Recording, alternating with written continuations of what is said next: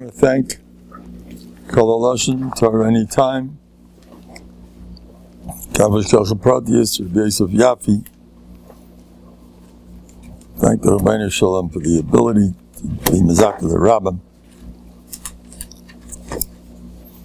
Now,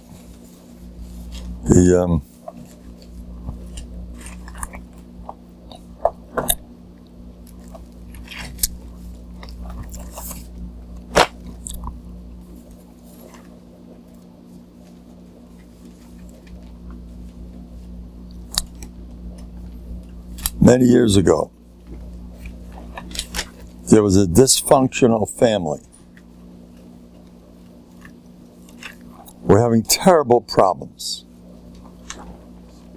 The husband was super critical, knocking the kids to pieces, knocking his wife, knocking the kids.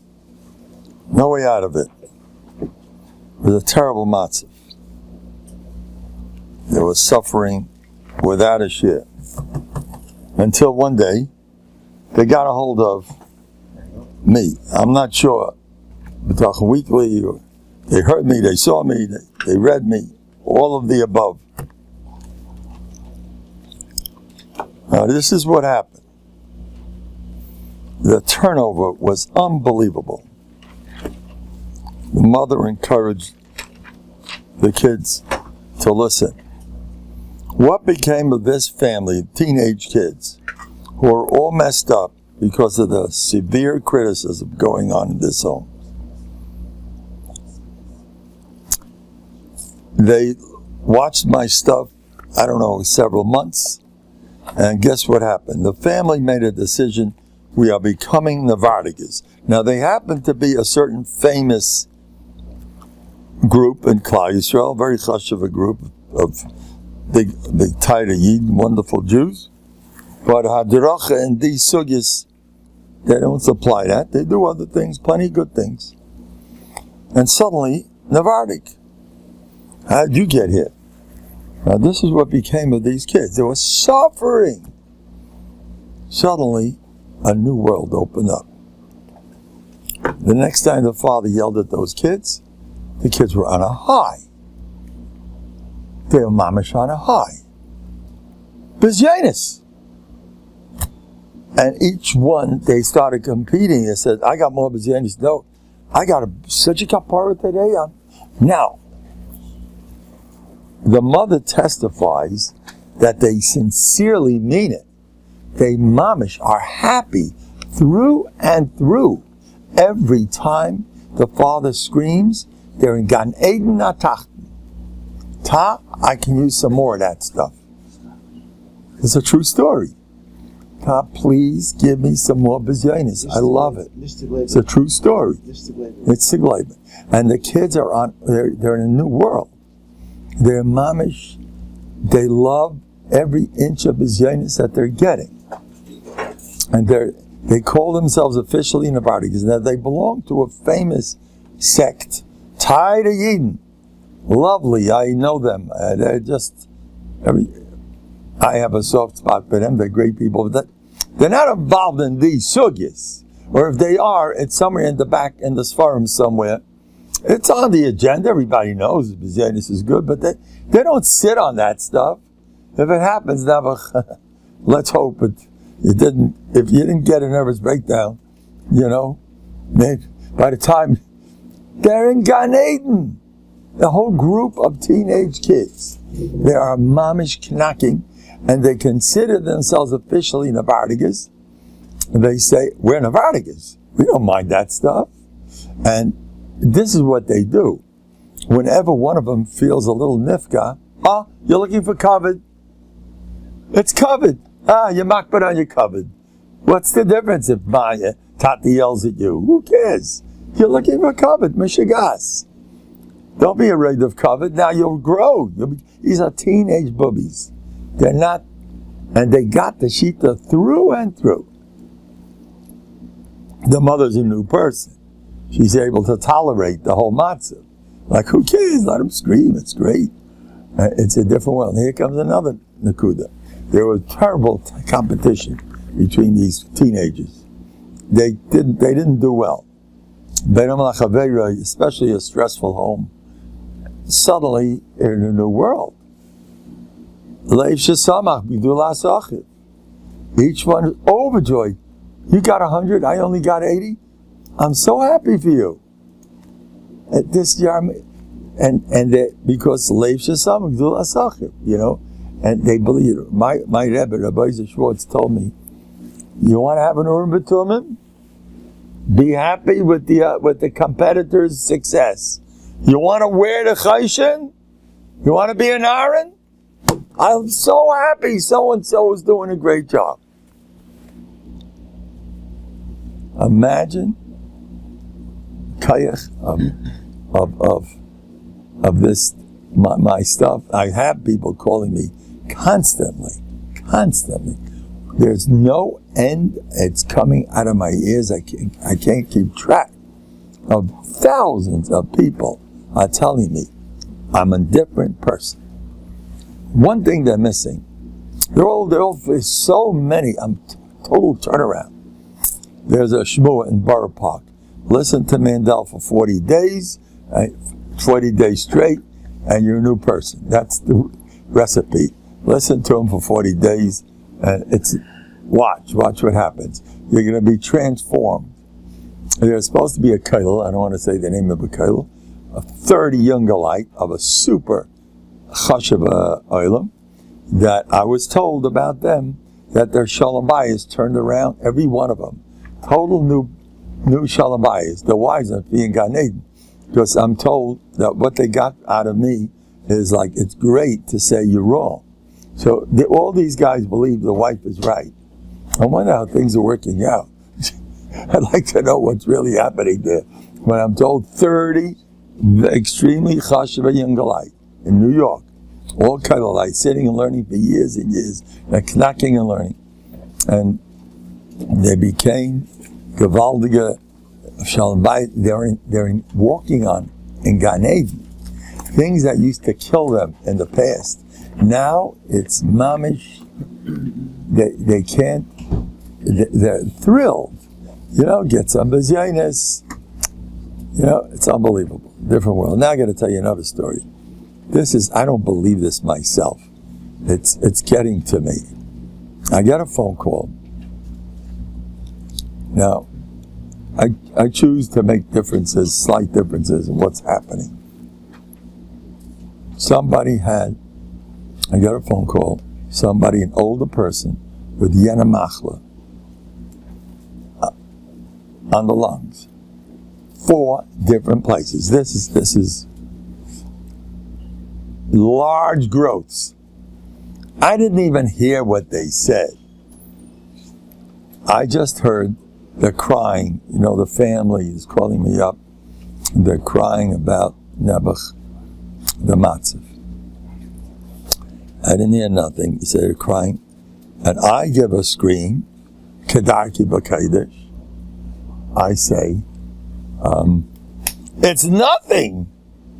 It never happened. What do you know me? I do that without even knowing the details. I didn't even hear what the guy said. It's nothing. Now, I get a phone call. This happened on Wednesday. I get a phone call on Monday. This week, I get a phone call, and they said the following. Guess what?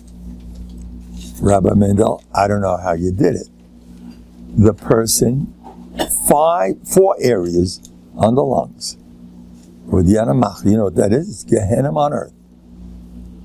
The doctors, Bazal Lushin, they're amazed. What happened? They took another look. Now, they didn't even find lesions. A lesion means there's a zeicher. There's something was there. Nothing, like it suddenly evaporated. The entire machla suddenly disappeared. I'm not here. I'm gone. Now, and they told me on the phone, remember when Rabbi Mendel said it's not even there? That's exactly what happened. When you say something, it's chal. It's unbelievable. I said the lashon. It's not even there. not even a lesion. I tell you, Murdik and Maisa. This happened with a shiksa. It happened. I read this once, way back. From a shiksa. From a shiksa had yanamachla inside the intestines. And when the shiksa was brought in to the doctor, from a shiksa, an older woman, and the shiksa was brought into the doctor tells the story. And this doctor is not a from type at all. He just tells stories that happened in his career. And he tells a story where this woman comes to him, and he starts, was it tests, or he was starting to operate, or whatever, he was getting involved to get rid of yanamachla, which is in the intestines. Suddenly, Nebuch, the shiksa gets a heart attack. And she gets a heart attack, and the doctor has to deal with that. It's a total new situation. You got to take care of that problem. Finished, the heart attack is taken care of. She got her pills, whatever she needed. And the doctor, well, I'm going to reschedule you. Now we can get to work on the yanamachla. The lady told him, the doctor wrote this in a book he wrote about his medical experiences. The doctor wrote that the lady told me, Doc, I don't have to come back. But what do you mean you don't have to come back? I saw you have a big thing over there. You better get rid of it. Or else, Doc, there's nothing wrong with me. Look, but you have to take care of this. I don't have to take care of nothing, she said. Finally, he convinced her, just come in once. Ready? He comes in. I remember the lesion, that lushan, I'm comparing. The doctor writes the story. I was amazed. There wasn't a zeicher. And she asked the lady, how did you know that you... So the lady said, Shiksa, said, I knew that God wouldn't do that to me. After getting that heart attack, and this too, and he wouldn't do that to me. Imagine a shiksa should have such a... I wouldn't. That's too much. I know you wouldn't do that to me. It's something to think about. You wouldn't do that. A person has to have a certain, Rabbeinu Hirsch says, "V'havtas Hashem alikecha, lashon yachid." He's your Eibishter. Not alikechem, alikecha, said Rabbeinu Hirsch. He loves you. Nobody else in the world except for you, said Rabbeinu Hirsch. And he didn't learn in Slobodka. And he still said that. Rabbeinu Hirsch said this week's Pasha. Rabbeinu Hirsch said, you want to show your love for the Eibishter? Give away things that you want. You want to show him that you're ready to sacrifice things that are dear to you. That's Ahavas Hashem. And that's money. The money's too much. Don't ask people give away money. That's already, how can you money? In America, and I heard this in Nevada, Bashir Shabbat once told me his not so high opinion of America. He said, in America, how much is he worth? No? What's going on? Are we good? I'm good? Start it again. We'll start again. I go on. These have the whole Klal Yisrael here. We have Rabbi Oli. They say in America, how much is he worth? That means the gelt, that's what he is. Ashtik gelt. How much is the guy worth? Azal Loshin that they use says the whole culture. How much is this guy worth? I remember a certain society, I'm not going to say where a guy, when a certain Gevirim lived in a certain, I'm not going to say where it is, but I remember they were remarking about when the guys needed shidduchim. We're going way, way back when guys wanted to get themselves top bachurim, the son-in-laws. So what did they do when they're ready for the top bachur? They put on a Hamburg, the shver. I don't know if he had a beard or anything. A more chassidish type a little bit. Balabatish, very into their money. Oh boy, that's the money. So they would, as soon as the samach appeared, they went ahead, they decided to go to the Mizrachwand. Put on a Hamburg, Mizrachwand. I remember somebody said, no, if it's a ganze Gewehr, let them pay for it. Oh, you decided you want those, you need a top shidduch, okay, go pay for it. It's a day. Anyway, but I've seen societies where people are terribly jealous of the guys with the money. I've seen it. It was told to me. And the guy's sitting up front. In this particular place, I don't know where the Rav was. If he fit into the club, Bachlal. I'm not sure if that shul had a Rav, but I had plenty of Gvirim up in the front seat. And they used to sit there. They were the Shayna Yidin. They call that a Shayna Yid. Put on, a nice Hamburg and do all that you got to do to make people look up to you. Now we're ready to get involved in shidduchim. Buy the best chassan we can get. But anyway, I remember the way a guy with less money, how tzabrachin he was, that he said, those guys have money, and he was kvetching. I've had people come over to me. I come from a total different society. My parents taught me, when somebody told me once, there's a big anias in a certain family. Don't ever tell this to anybody. Something with the shoes, they didn't have all different. It was very bad. And don't ever tell about the anias. I once heard from an Amolgi Yeshiva Bacha. He told me, I won't say his name, he told me not to tell anybody. A big name. He's not here anymore, many years. But he was a name. He was Adam Choshev, a European Yeshiva Bacha. He said he had, for a tkufa, he had one shirt. That was it. It's all he owned. And at nighttime, he used to wash it, and it was hanging. I don't know if they had dryers those days. And the next morning, he wore it again. He said, please don't tell anybody. People had anias. When first time I heard don't tell anybody, I don't know, my parents were very not into that stuff. My mother was in Geiris Olam Haza. She didn't dress up for no money. She wasn't interested, the whole sugya. Don't bother me with this shtusah. She hated covered, my mother. Not stop. She hated it with a passion. Anyway, we found out later that my mother was the principal of a Beis Yaakov. When Chava Landsberg, there's the Preshberg Beis Yaakov, Bratislav. You know what I'm talking about.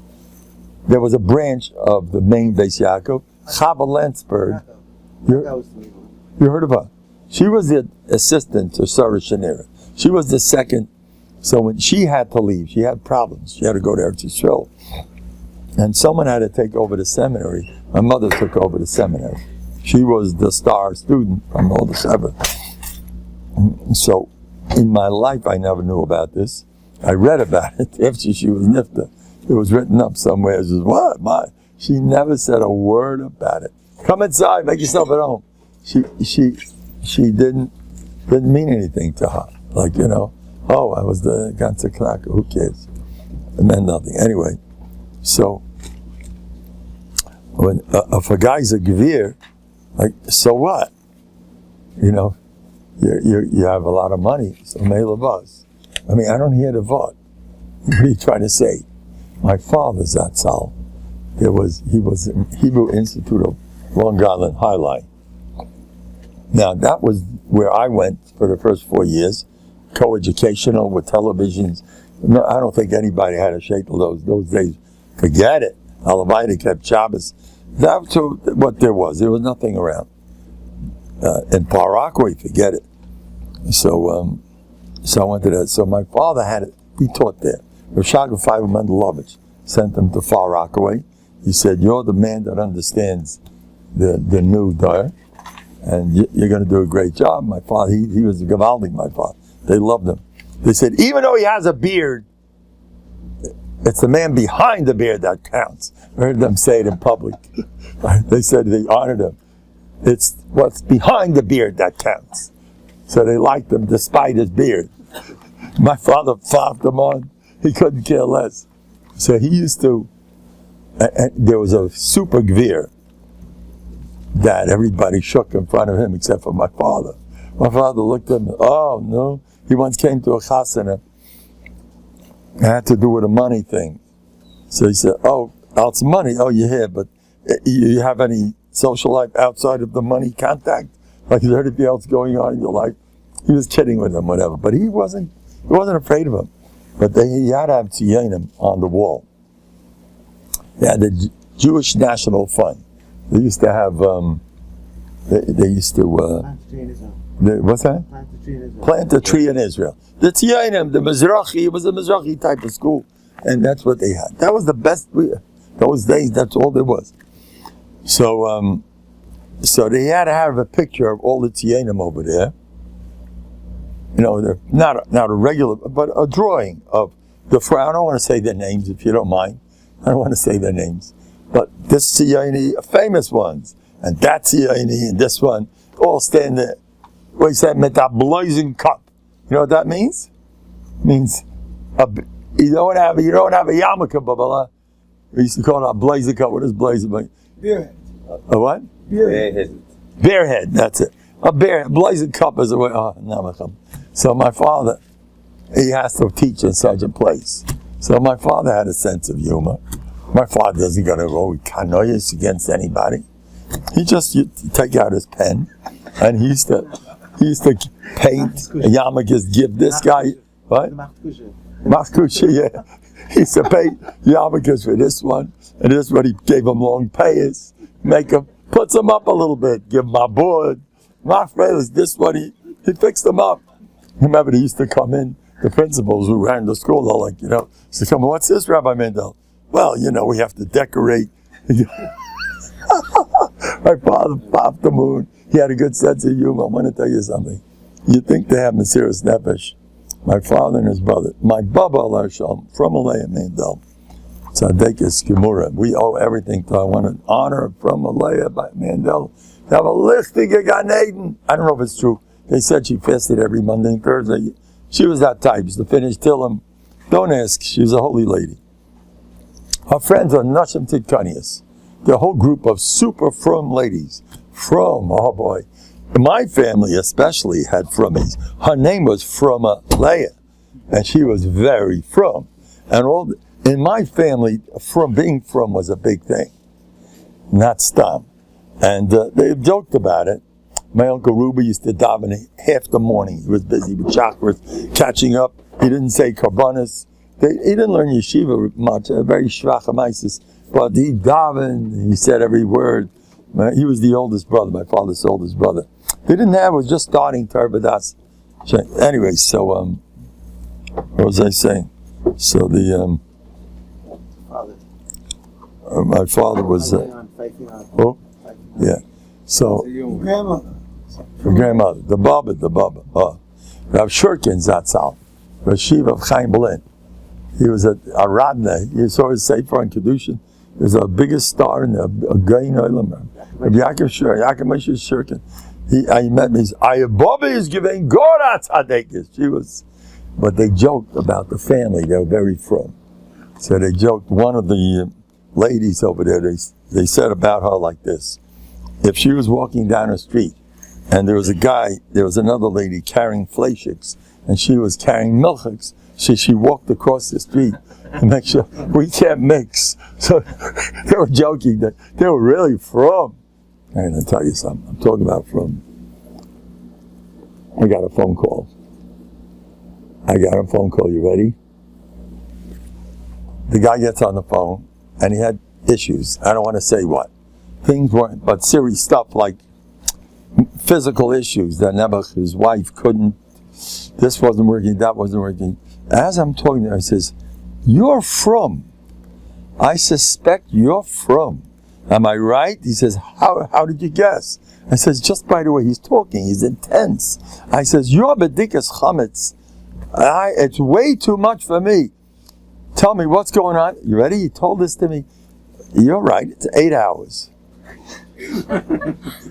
I guess they're on the phone. Big house or a small house? What? In a big house or a small house? I don't know. Small. It doesn't matter. Main thing is get your 8 hours in there, or else you're not Yetzer. I told him, now look, it says in this week's Parsha, Lo Yisosif, Al Tosif, Al Tigra. The same pasuk, the same dome. It says 4 parshas in film. You can't have 3, but 5 is better. 5 is just as bad as 3, am I right? If you're going to be from, you're going to mess up.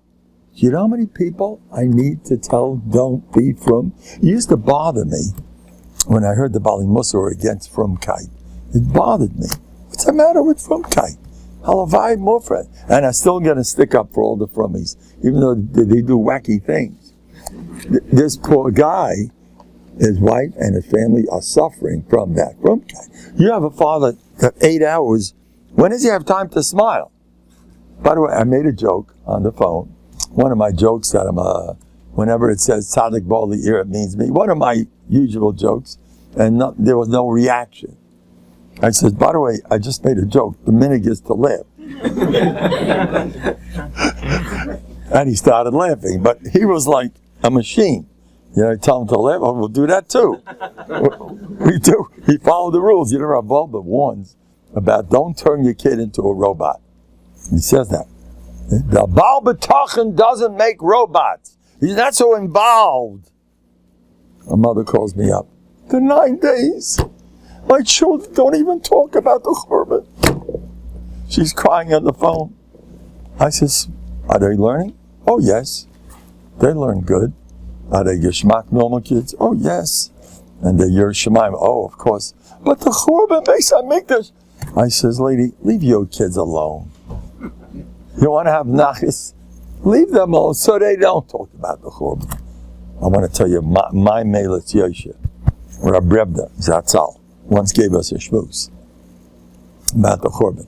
It was native of him. Rabrebda, Milonu, should be his chus for his holy neshama, Rab Shlomo Rabrebda. Was he special?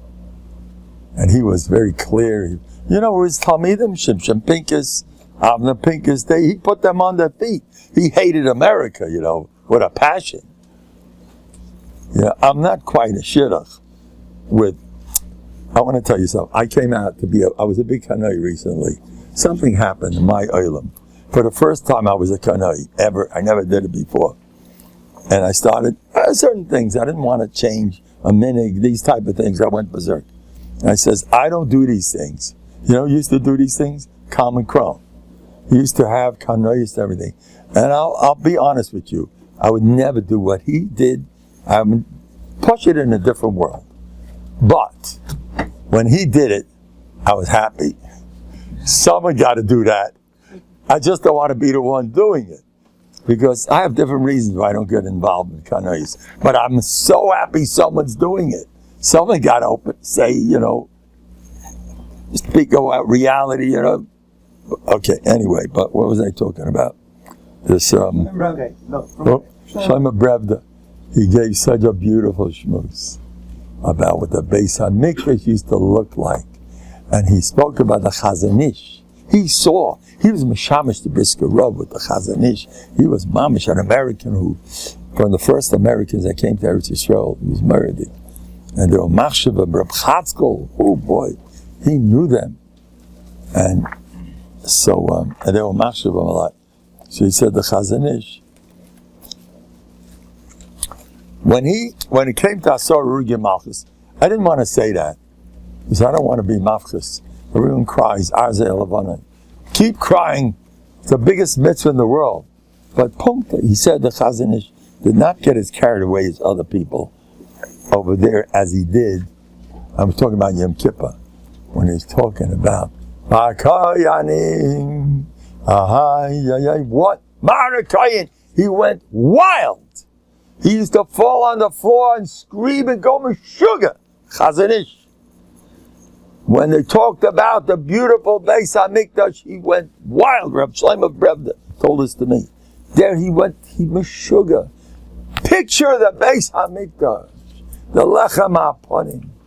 The Menorah, the Mizbeach, the Kayanim. He spoke about the Kayanim. The Kayanim was a shtik machshav, a pigel. You know, they were watch every move they made. The Zerizas, a Kayin. I have my own diak. on my own dig, what was a Kayin? You know what a Kayin was? I'll tell you one story in Tanakh where Avimelech, Achimelech, Kayin Gadol, gave a sword to David HaMelech when he was running away from Shaul. He was running for his life, and Achimelech says, David was a chief 5-star general. And he didn't know that Shaul was having politics with David. He didn't know about the whole. And Shaul was hunting him down to kill him in the worst way. And he sees, David, where's your sword? And David was starving to death too. So he gave him lechem upon him. I had a diet, lechem upon him, shochem malachim. Even though it's also to eat that, you can't eat that. It's kachim. Yisrael can't eat that. But he had al purah nevish. He gave him lechem upon him. And he also gave him Goliath's sword. He had killed Goliath, David, with a giant sword, and that became a museum piece. They put it right there in the Kodesh HaKadoshim, together with the mun, with Aaron HaKain's, the sticks over there. They put everything, the broken luchos, that everything was in. They used to put it there, Zeichel HaNes, and this is a big nest. He killed a giant, and he said, David, take the sword. So he gave him Goliath's sword. And who was watching? Daimi. Who? He's doing that. Doing his bite of this. He was doing, says the Mitzudis, his bite of this. Now, I'm not going to put all the bite of them in the garbage. Otherwise, we don't do it. But if you're not going to work, you don't have a Rebbe with your midos, you can clap. Daimi knew how to learn. Nobody. He gave the best cheer in the universe. If the Eibishter loved his learning, David HaMelech said, don't give that man Gan Eden. First, David said 3 things about him. Anshe Damim, Dayin Achisevel, 2 gain him in learning. Dayin Achisevel was bigger than David. He was his Rebbe. And he knew all David's secrets. He was very afraid of Achisevel. He said, you ask Achisevel for an Eitzah, it's like you're asking the Urim Tumim. He was a Reez. And Doeg and Achisevel, David said, these 2 people, Anshe Damim, men of blood, Umirma, or Yechsu Yimeyem. They shouldn't live half their days. One lived 33 years, one 34 years. They were nift okishay. And then the shiloh was, what's going to be with Olam Haba? So the Eibishter said, let me give my Doeg Olam Haba. This Torah is beautiful. Now David made him die young with his curse. He lost half his days. Then, because I'll soon tell you what Doeg did. Why was David so angry? And first he lost, then he said, so the Eibishter said, what, let me give him my Olam Haba. You took away half his Olam Haba. David said, it's a Gemara in Chalik. David said, Eibishter, no Olam Haba for that man. And the Eibishter listened. So the Eibishter said, but his Torah is so delicious. That's the Gemara. He loved, David knew how to learn. They would run to when he gave a share. Well, thank you. So, and David said, okay. And look how David's telling the Eibishter. It's a very interesting Gemara. He says, but let me at least, they should say over. It's a big schus for the nifter that they say over his Torah if he's alive. So at least let them spread his Torah around. So David said, no, sivsaisav doivos bekever. Out, nothing. And the Eibishter listened. Right now, he was not a simple person. He was watching. Now you know why. You'll find out why David was so upset with him. He was watching as David, in the middle of his bedidas in the Mishkan, he saw David getting the sword. Achimelech giving. Aha! Achimelech is another enemy of Shaul HaMelech. He goes right to the king, Shaul. Achimelech hates you. What did he do? He gave a sword to David. What? Call him over right now. He called him with 85 Kayanim. Every one of them was Levish Ephod Bud, which means he had Ruach HaKodesh. And Shaul HaMelech said, all right, Achimelech, what were you doing? Giving my enemy, David's your enemy? Your son-in-law? Who's your 5-star general? Who's killing all the Plishtim? Don't tell me you don't know about that. He's my enemy. I didn't know nothing. Achimelech, you're dead. Shit. Shalos, who's going to kill? Now, he said, all these Kehanim, Achai Misa. And he told his two generals were standing there, Avner ben Ner and Amasa ben Yeser. His two biggest generals, Shalom Alja. He says, Avner, kill him. Now, Avner ben Ner did everything in the world for Shaul. He was Shaul's best friend. He was his nephew. The whole kiyum of Machas ben Yamin was thanks to Avner. He was the biggest supporter of Shaul. When he heard that, he says, I can't do that. Koyanei Hashem! Every 85, how can I touch a Koyan? But he's Chai Misa, he's very Mamachas. I just can't do it. So that Lashon of the Pasuk there. And Amasa, he said, okay, Amasa, you kill him. Koyanei Hashem! So that's where I got my feeling. The way that Pasuk tells us how hidden were in awe. A Koyan. And guess who killed them? So Shaul said, okay, Day, you're the one. I'll do it. They wiped them out. That was the end of Day Gadleni. He lost his Olam Haba, lost everything. Okay. Killed the Koyanei Hashem. They were all in Ruach HaKodesh. 85 tzaddikim.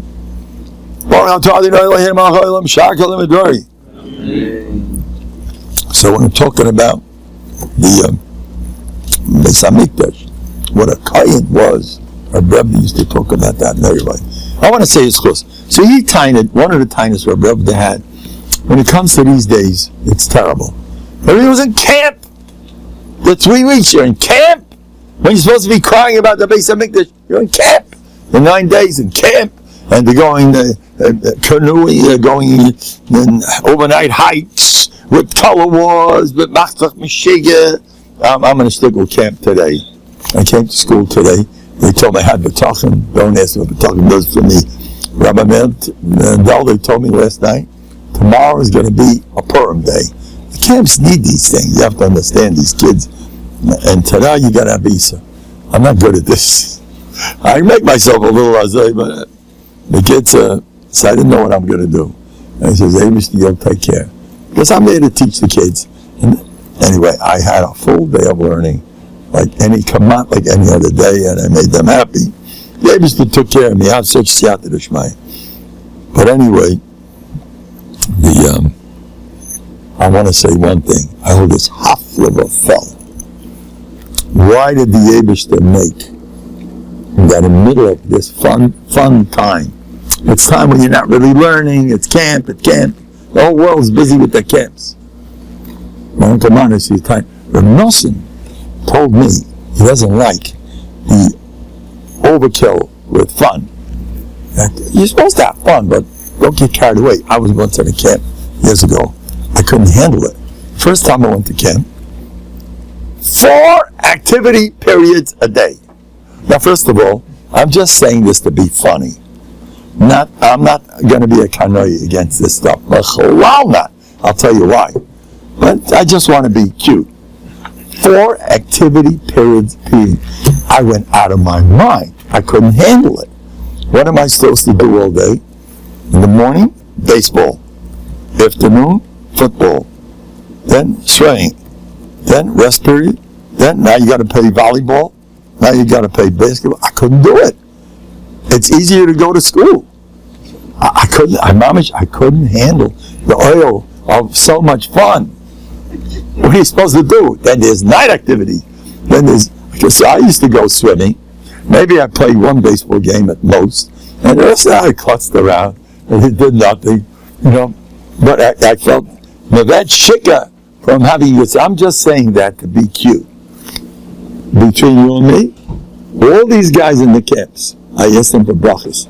I once saw this guy with a t-shirt, cool-looking guy. These days they're getting more and more yeshivish.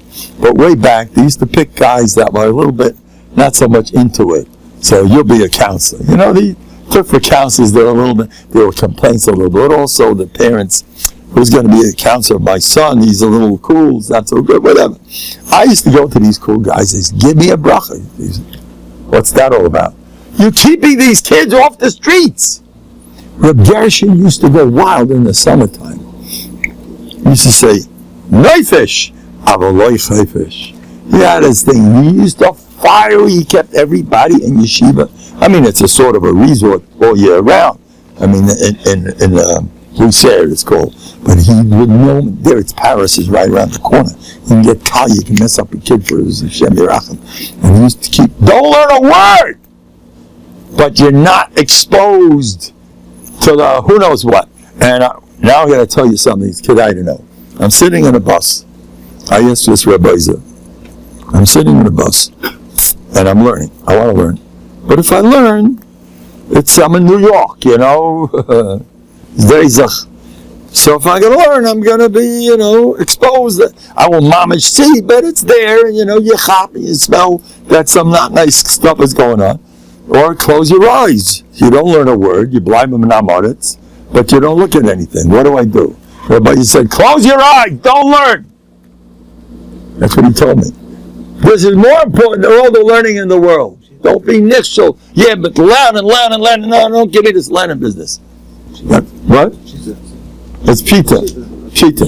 Yeah, so he told me, so anyway, so you guys, you know, McCrease's accountant today, any person, they're Moshe Nefesh, I was in a camp recently, they're Moshe Nefesh, they give them a shamas away to keep them happy, these kids, you know, Americana kids. Now they learn by God, they learn much more. When I was in the camp, an hour a day was the learning for the day. It's over. More than an hour? You're crazy? An hour a day? Okay, anyway. I want to say Melitz for all the camps. The 9 days, smack in the middle of all their fun. How could you show that you care about the Churban? The best way in the universe. I want to be Melitz on everybody. 9 days, no swimming? That's Gehenna. I don't know if you guys remember what it's like to be a kid where you can't go swimming those boiling hot days. I'm making all the ball games. You can't go swimming? Gehenna. 9 days. Look what I did for the Beis HaMikdash. Did you cry to the Beis HaMikdash? I was one of those Harrys who didn't go swimming for 9 days. You know what Mesiras Nefesh is? It's a So I want to just put in, that's my, the Eibush was Masabah, that it should not be this time of the year, so we can have such a schus that our kids aren't swimming for 9 days because of the Churban. You couldn't do anything better than that. No matter what, nothing equal that. Okay, where do I start now?